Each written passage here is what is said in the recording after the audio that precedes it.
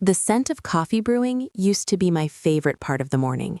It meant Mark was up, moving around the kitchen, probably humming some old rock song under his breath, and soon he'd bring a mug into the bedroom for me, like he did every single day for the past 8 years. It was a comfort, a routine carved deep into the fabric of our lives, predictable and steady as the sunrise. That's what I told myself I wanted, what I thought I needed.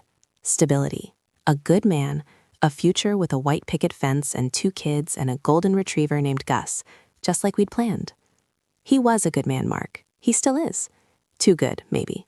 He worked as an architect, meticulously drawing up blueprints, obsessed with every detail, every angle. He brought that same precision to our relationship, to our life together. Our apartment was always tidy, our finances in order, our weekend plans laid out. There was never any drama, never any real arguments, just calm discussions. For so long, I cherished it. After a childhood that felt like a constant earthquake, Mark was my solid ground, my anchor. We met at the University of Texas, both English majors, ironic since he ended up building houses and I ended up selling ideas in advertising. I remember the first time I saw him, hunched over a textbook in the campus library, his dark hair falling into his eyes, a faint smudge of ink on his cheek. He looked up, pushed his glasses higher on his nose, and gave me this shy, lopsided smile that made my stomach do a flip. He was everything I wasn't. Quiet, thoughtful, organized. I was impulsive, messy, always chasing the next big thing. We balanced each other, everyone said. And we believed them. We really did. The cracks started subtly, like hairline fractures in a wall you think is impenetrable. It wasn't one big thing. It was 1,000 tiny things. The way he'd ask me about my day, listening intently, but then offering a practical solution instead of just validating my feelings. The way our conversations, once electric, became more about logistics, bills, groceries, whose turn it was to walk the dog. The way he'd reach for my hand during a movie, and I'd squeeze it back, but my mind would be miles away, wondering what I was supposed to be feeling. The passion, the raw, breathless desire that had once defined us, had slowly, insidiously, morphed into a gentle, affectionate warmth, like a comfortable sweater. And I started to feel cold. My job wasn't helping. I was a senior account executive at Sterling & Ross, a big agency downtown. Long hours, high pressure, constant competition. I thrive on that. I always have. It's where I feel alive, where I feel like I'm making an impact. Mark was proud of me, of course, but sometimes I felt like he didn't really get it. He'd talk about his blueprints, his client meetings, the structural integrity of a new building, and it all felt so concrete. My world was abstract, fluid, constantly shifting. I'd come home buzzing with adrenaline, ready to dissect the day, and he'd already be winding down, ready for quiet, for routine. That's when Alex walked into my office. He was new, brought in as a creative director for a major new campaign, plucked from a boutique agency in New York. From the moment he strode into the Monday morning meeting, all sharp angles and confident swagger, I felt a jolt. He had a disarming grin, a quick wit, and a way of making eye contact that felt like he was seeing straight into your soul. His clothes were effortlessly cool.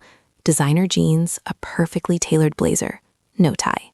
Mark always wore khakis and button-downs. It was a small, stupid detail, but it stood out. Alex and I were assigned to the same project, a massive tech launch that required intense collaboration. We started spending hours together, locked in conference rooms, brainstorming late into the night. He was brilliant, fast, challenged every idea I had, and made me better. He saw the world with the same restless energy I did. He understood the nuances of my job, the thrill of the chase, the agony of a rejected pitch. He understood me. Our conversations started with work, of course, but quickly veered off course. We talked about art, music, books, travel, our dreams, our disappointments, things I hadn't realized I'd stopped talking to Mark about, things I'd forgotten I even wanted to talk about. Alex had this infectious laugh that made my own bubble up, loud and uninhibited. He'd lean forward when I spoke, his eyes alight, making me feel like I was the most fascinating person in the room. With Mark, I felt loved. With Alex, I felt seen. The first red flag was the texts, harmless at first, professional, then little jokes, then a thinking of you after a particularly brutal client meeting, then late night messages after Mark was asleep beside me, his steady breathing filling the room. My phone would buzz under the covers, and I'd unlock it, my heart doing a nervous flutter. Alex would send memes, articles, songs, just sharing his world, and I'd share mine. It felt illicit, thrilling, wrong, and utterly addictive. Then came the drinks after work that turned into dinner, then dinner that turned into lingering conversations in dimly lit bars. We'd talk for hours, the clinking of glasses and murmur of other patrons fading into the background. I'd watch his hands as he spoke, gesturing emphatically, or the way his eyes would crinkle at the corners when he laughed. I felt a pull, a magnetic force that was undeniable and terrifying. One night, after a particularly successful pitch, we ended up at a quiet bar a few blocks from the office. The adrenaline was still thrumming through my veins. Alex ordered us another round of whiskey sours. We were celebrating, but it felt like more. The air between us was thick, charged. He looked at me across the small table, his expression serious, intense. "Sarah," he said, his voice dropping, "you're incredible." You know that, right? My breath hitched. I could feel the heat rising in my cheeks. "You're not so bad yourself, Alex," I managed, trying for casual, but my voice was shaky. He reached across the table, his fingers gently tracing the back of my hand. A shiver ran down my arm, a sensation so potent it felt like an electric shock. It had been so long since I'd felt that kind of raw physical awareness. Mark and I had our comfortable intimacy, our familiar touches, but this was different. This was dangerous. This was alive. "I feel something with you, Sarah," he murmured, his thumb brushing over my knuckles. "Something I haven't felt in a long, long time." My mind screamed no. My heart pounded yes. I thought of Mark, asleep in our bed, his arm probably thrown over Gus, the dog curled up at his feet.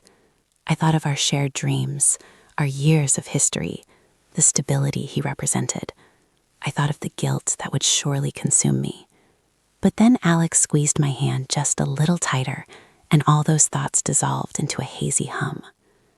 "Me too," I whispered, the words tumbling out before I could stop them. We left the bar and walked a few blocks, the city lights blurring around us. The air was cool, crisp. We stopped outside my apartment building, the one Mark and I had picked out together, where we'd spent countless hours decorating, building our home. Alex reached out, cupped my face in his hands, his thumbs gently stroking my cheekbones. His eyes searched mine, full of a hunger I recognized instantly because it mirrored my own. And then he kissed me. It was everything I hadn't realized I was missing. Urgent, passionate, a desperate surge of emotion that knocked the air out of my lungs. My hands went to his waist, pulling him closer, my body betraying years of loyalty in that single devastating moment. The world tilted. I tasted whiskey and something else. Freedom, recklessness, absolute ruin. I pulled away, gasping, my head spinning. I can't, I choked out, my voice barely audible. His eyes were still burning into mine. "Why?" he asked, his voice rough. "You know why," I said, my gaze darting to the entrance of my building, to the life waiting inside. He didn't push. He just nodded, his expression softening, but the fire was still there, banked but not extinguished. "Okay, Sarah, just think about it." He gave me one last lingering look, then turned and walked away, disappearing into the night. I stumbled into the apartment, the quiet, oppressive. Mark was asleep, just as I'd imagined, Gus curled up on his side of the bed. I stood in the doorway, watching his steady breathing, the rise and fall of his chest. He looked so peaceful, so trusting. A wave of nausea washed over me, thick and suffocating. I felt like a stranger in my own home, a venomous snake slithering through what was supposed to be a sanctuary. That night, I barely slept. My mind replayed the kiss, Alex's touch, his words, over and over again. And then the image of Mark, sleeping soundly, innocent, kept flashing through. The contrast was agonizing. I was caught between two worlds, and I knew, with a sickening certainty, that I had already chosen a path. The next few weeks were a blur of intense highs and crushing lows. Alex and I pretended to be strictly professional at the office, but our eyes met across meeting rooms, charged with a secret understanding. Our texts became even more frequent, more intimate. We started having lunch together, finding secluded spots, talking in hushed tones, our knees brushing under the table. Each touch, each stolen glance, felt like a clandestine act of rebellion. The first time we actually went through with it was after a late-night work session. Everyone else had left the office. It was just us, alone in the quiet hum of the building, the city lights twinkling outside the massive windows. The tension had been building for weeks, an unbearable pressure. We were reviewing some final edits, sitting side by side at a large table. He reached for my hand, not discreetly this time, but openly, confidently. My heart hammered against my ribs. He didn't say anything, just looked at me, his eyes full of a question and a challenge. I didn't say anything either. I just squeezed his hand back, and that was all the answer he needed. He led me to his office, a sleek, modern space with a panoramic view of the city. He closed the door, the click echoing loudly in the sudden silence. And then he kissed me again, with a ferocity that left me breathless. It was messy and desperate and utterly exhilarating. Clothes were shed in a frantic rush, scattering across the polished concrete floor. It was raw, urgent, physical release. It wasn't love, not in the way Mark and Ed had loved. It was pure, unadulterated desire, a desperate seeking of something I felt was missing, something primal and electric. Afterward, lying tangled in his arms on the plush office couch, staring out at the city lights, the guilt hit me like a physical blow. It wasn't a slow creep. It was an instant, overwhelming tidal wave. My stomach clenched, my throat tightened. What had I done? I had broken everything. I had shattered the trust of the kindest man I knew. Alex held me close, stroking my hair, murmuring soft words I barely registered. He sensed my distress, I think. He probably thought it was just the intensity of the moment. He didn't know the depth of the betrayal, the years of shared life I had just in a single reckless act jeopardized. I pulled away, scrambling to get dressed, my hands shaking. I have to go, I choked out, not meeting his gaze. He looked concerned, but didn't try to stop me. Hey, he said gently, are you okay? No, I whispered, the honesty a raw wound. No, I'm not. I practically ran out of his office, out of the building, into the cool night air. The city lights, which had seemed so romantic just moments before, now felt accusatory, glaring down at my shame. I fumbled for my car keys, drove home in a daze, my mind racing, heart thumping. Mark was awake when I got back, sitting on the couch, reading a book. He looked up, a soft smile on his face. Hey, you're late tonight. Everything okay? My stomach plummeted. He looked so innocent, so unsuspecting. I plastered on a fake smile, trying to keep my voice steady. Yeah, just a client emergency. Had to pull a late one. I'm exhausted. He put down his book, his brow furrowing slightly. You look drained, babe. Come here. He patted the cushion beside him. I sat down, stiff and unnatural. He put his arm around me, pulled me close, and I stiffened even more. His touch, once comforting, now felt like a brand, searing my skin with guilt. I wanted to confess, to scream it all out, to rip the secret from my chest and let it poison the air between us. But the words wouldn't come. They were stuck, choked by fear and shame. I love you, Sarah, he murmured, kissing the top of my head. My breath hitched. I love you too, Mark, I lied, the words tasting like ash in my mouth. The affair continued. It became a twisted, desperate dance of deceit and desire. Lunch dates, late nights at work, hurried texts, stolen moments.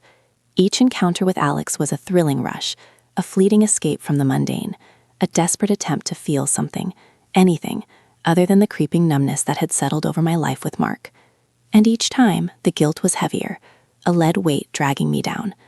I started losing sleep, lying awake for hours, replaying conversations, reenacting touches, hating myself for what I was doing. I was living a double life. At home, I was the dutiful partner, making dinner, watching movies with Mark, planning our future. At work, and in the illicit moments in between, I was someone else entirely, reckless, passionate, selfish. The emotional toll was immense. I was perpetually exhausted, irritable, distant. Mark noticed. Is everything okay, Sarah? He'd ask, his voice tinged with concern. You seem preoccupied lately. Just work, Stess, I'd snap, immediately regretting my tone. Big project, lots of pressure. He'd nod, accepting my excuse, his eyes full of that unwavering trust that now felt like a suffocating burden. He never suspected. Not really. He knew me, or at least he thought he did. He believed in us, and I was systematically dismantling everything we had built, brick by agonizing brick. Alex, meanwhile, was all in. He saw me as this vibrant, independent woman, a force of nature. He didn't see the crumbling mess I was becoming, the constant battle raging inside me. He thought we were destined, two kindred spirits finally finding each other. He started talking about leaving the agency, moving somewhere else, starting a new life together. "What about Mark?" he asked one afternoon, his voice gentle but firm, as we sat in his car in a deserted parking lot after a quick stolen hour. "You need to tell him, Sarah." This can't go on forever. His words pierced through the haze of my self-delusion. He was right. It couldn't. I had been living in a constant state of panic and exhilaration, convinced I could keep both worlds separate, keep both men. But the walls were crumbling. The cracks were too wide. "I know," I whispered, tears stinging my eyes. I don't know how." "You deserve to be happy, Sarah, and so does he. Living this lie isn't fair to anyone." His words resonated. They were true. I wasn't happy. I was a wreck. And Mark, sweet, dependable Mark, deserved so much more than a partner who was secretly living another life. I knew I had to end it, either the affair or my relationship with Mark. I couldn't do both. My mind was a battlefield. I loved Mark, in a way. He was my home, my history, my safe harbor. But Alex was the storm, the wild, unpredictable current that pulled me under and made me feel alive in a way I hadn't felt in years. How do you choose between comfort and chaos, between home and adventure, between the person who grounds you and the person who makes you fly? The decision was ripped from my hands, as these things often are. It happened on a Tuesday, a day that felt ordinary, routine. I was at the office, feeling particularly strung out after another late night with Alex. My phone buzzed. It was Mark. A text message. My heart immediately lurched. I opened it. It wasn't a question. It was a picture. A screenshot of a text message from Alex to me. A late-night text, a particularly explicit one, talking about a stolen kiss we'd shared in a taxi a week prior. My stomach dropped. How? How did he get it? I scrolled down. Below Alex's message, there was another text. From Mark. Just 2 words. "Sarah, explain." The world spun. My office, usually a sanctuary of controlled chaos, suddenly felt claustrophobic, the walls closing in. My hands started to shake so violently I almost dropped my phone. My breath caught in my throat. This was it. The end. The moment I had dreaded. The moment I had simultaneously yearned for and feared. I called him, my fingers fumbling with the screen. He answered on the first ring, his voice flat, devoid of emotion. That was worse than anger. "Mark," my voice was a thin, reedy whisper. "Don't. Just don't," he said, his voice cracking slightly. "Come home. We need to talk." I drove home in a fog, the traffic lights blurring, the faces of other drivers a distant haze. Every fiber of my being screamed to turn around, to keep driving, to disappear. But I couldn't. This was my mess, and I had to face it. When I walked through the door of our apartment, the one we had built together, the silence was deafening. Mark was sitting on the couch, where he had been that night I came home from Alex's office. But this time, he wasn't reading.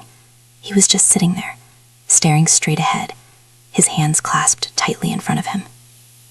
Gus, our golden retriever, was whimpering softly at his feet, sensing the tension. He didn't look up when I entered. He didn't scream, didn't yell. He just slowly, deliberately, picked up his phone from the coffee table and held it out to me. The screen displayed the messages, glaringly clear. My own betrayal, laid bare. How did you get this?" I asked, my voice barely above a whisper, even though I already knew. "My phone. I must have left it unlocked, or he saw it flash. My carelessness, compounding my betrayal." He finally looked at me, and the pain in his eyes was a physical blow. It was so deep, so profound, it made my knees buckle. I saw your phone. It was open. I saw a notification. Something about last night. And I couldn't help myself, Sarah. I just had this feeling. This awful, cold feeling. His voice was hoarse, strained. And then I saw the name. Alex. Your coworker. The one you've been having all these late nights with. He swallowed hard. How long, Sarah? The truth was a heavy, bitter thing on my tongue. A few months, I admitted, my voice trembling. He flinched, as if I had struck him. His face crumples. A few months? He repeated, his voice barely audible. All this time? All our plans? Our life? Was it all a lie? No, I cried, desperate, tears finally spilling down my cheeks. No, Mark, it wasn't. Not all of it. I swear. I got lost. Lost? His laugh was a harsh, humorless sound. Lost? Is that what you call it, Sarah? Sleeping with another man? Lying to my face every single day? He stood up, slowly, deliberately. His eyes, usually so kind, were now filled with a cold rage I had never seen before. I trusted you with everything, Sarah. My whole future, my heart. And you just threw it all away. I know, I sobbed, sinking to the floor, my head in my hands. I know. I'm so sorry, Mark. I am so sorry. Sorry doesn't fix this, Sarah, he said, his voice rising, finally cracking. Sorry doesn't erase the image of you with him, thinking about him, wanting him, while you were lying next to me. Sorry doesn't bring back the years I thought we were building something real. He turned away, ran a hand through his hair, his shoulders shaking. God, I feel sick. I feel like I don't even know you. We talked for hours that night. Or rather, he talked, and I cried, trying to explain, trying to apologize, trying to piece together the fragments of what I thought had happened. I tried to tell him about the emptiness, the feeling of being unseen, the spark that had died. But every excuse, every explanation, sounded hollow, self-serving, and pathetic. Nothing I said could justify the pain I had inflicted. His questions were like daggers, each one twisting deeper. Did I love him? Had I? Ever? Was he just a placeholder? I loved you, Mark, I said, looking up at him, my face streaked with tears. I don't know what I feel anymore. I'm so confused. Confused? He scoffed, his voice filled with venom. You weren't confused when you were in his bed, were you? You weren't confused when you were lying to me for months? The truth was, he was right. In those moments with Alex, the confusion faded. Only later, when I was alone, did it return, heavier than before. By dawn, it was clear. There was no coming back from this. The trust was shattered beyond repair. The foundation of our 8 years together had crumbled into dust. He told me he couldn't look at me anymore without seeing Alex, without seeing the lies. He told me he felt like he was living in a nightmare. He told me he couldn't forgive me. Not right now. Maybe not ever. He asked me to leave. I packed a small bag, my hands still shaking, my mind numb.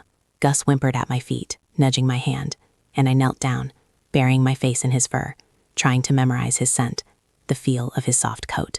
Mark stood in the doorway, his face unreadable, his eyes swollen and red. He didn't say goodbye. He just watched me go. I drove to a friend's place, Sarah, my colleague from work, but even she couldn't fully console me. The shame was too intense, too suffocating. I called Alex. He was apologetic, concerned, said he was ready to be there for me, to build something new. But his words, which once thrilled me, now sounded hollow. The spark, once so bright, now felt like a dying ember, overshadowed by the ash of my ruined relationship. The next few weeks were a blur of grief. I called Mark, left voicemails, sent texts, begging him to talk, to consider, to forgive. He never responded. His silence was louder than any scream. I learned through a mutual friend that he was devastated, absolutely heartbroken, telling people he felt like his entire world had been pulled out from under him. And it was my fault. All my fault. Alex tried to step into the void, to be my comfort. He took me out, bought me drinks, tried to make me laugh. But every time he touched me, every time he tried to kiss me, all I could see was Mark's face, etched with pain. The physical intimacy, which had once been so electrifying, now felt cheap, tainted. I couldn't escape the image of what I had done, the beautiful, solid thing I had destroyed. The thrill was gone, replaced by a profound, gnawing regret. I realized with a sickening clarity that the intense connection I'd felt with Alex was born out of a craving for novelty, a desperate need for external validation, a selfish escape from a comfort I had taken for granted. It wasn't love. It was a fleeting, destructive illusion. A month after I left our apartment, I told Alex it wasn't going to work. He was hurt, confused. He thought we had something real. And in a way, we did. But it was built on betrayal, on a lie, and I couldn't build a future on that. I couldn't look at him without seeing the wreckage I had left behind. He understood, eventually. He wished me well, packed up his office, and took a job at another agency, moving states away.